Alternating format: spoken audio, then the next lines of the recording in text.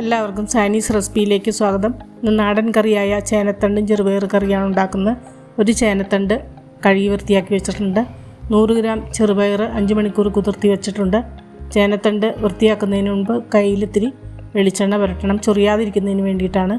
ചേമ്പിൻ തണ്ട് വൃത്തിയാക്കുന്ന പോലെ തന്നെ ചേനത്തണ്ടും വൃത്തിയാക്കിയെടുക്കാം. വൃത്തിയാക്കിയതിന് ശേഷം നമ്മൾ പൊടിയായിട്ട് കൊത്തി അരിഞ്ഞെടുക്കണം. വൃത്തിയാക്കി കഴിഞ്ഞു നമുക്ക് അരിഞ്ഞെടുക്കാം.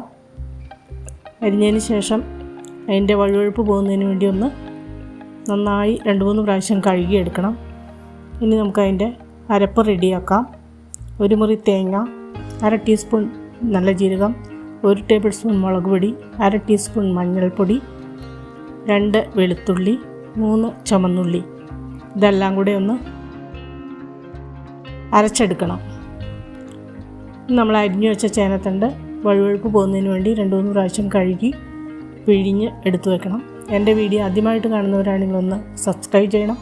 തൊട്ടടുത്ത ബെല്ലൈക്കണും ഓളും പ്രസ് ചെയ്താൽ ഞാനിടുന്ന എല്ലാ റെസിപ്പിയും ഇൻറ്റിമേഷൻ നിങ്ങൾക്ക് കിട്ടുന്നതായിരിക്കും. നമ്മൾ വേവിക്കാൻ വെച്ച ചെറുപയർ വെന്തോന്ന് നോക്കാം. നന്നായി വെന്തിട്ടുണ്ട്. ഇത് മാറ്റി വയ്ക്കാം. നാടൻ കറി ആയതുകൊണ്ട് തന്നെ ചട്ടിയിൽ തന്നെ വെക്കാം. ചേനത്തണ്ട് അരിഞ്ഞത് ഞാനുള്ള വെള്ളവും അല്പം മഞ്ഞൾപ്പൊടി ഉപ്പും ചേർത്ത് മൂടി വെച്ച് വേവിക്കാം. കുറച്ച് കറിവേപ്പിലയും ചേർത്തു നമുക്ക് വെന്ത് വരട്ടെ. അതിന് ശേഷം തുറന്ന് നോക്കാം. നന്നായി വെന്ത് വന്നിട്ടുണ്ട്. നമുക്ക് വേവിച്ച് വെച്ച ചെറുപയറും 2 പച്ചമുളക് കീറിയതും കൂടെ ചേർത്ത് കൊടുത്ത് മൂടി വെച്ച് വേവിക്കാം. നന്നായി വെന്ത് വന്നിട്ടുണ്ട്.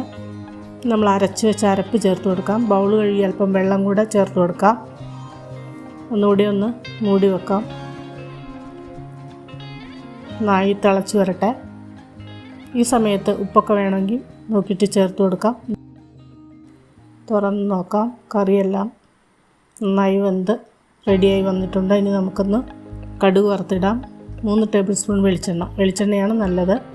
1 ടീസ്പൂൺ കടുകും, 4 ചുമന്നുള്ളി അരിഞ്ഞും, 2 വറ്റൽമുളകും, കുറച്ച് കറിവേപ്പിലയും കൂടെ മൂപ്പിച്ച് കറിയിലേക്ക് ഒഴിക്കുക.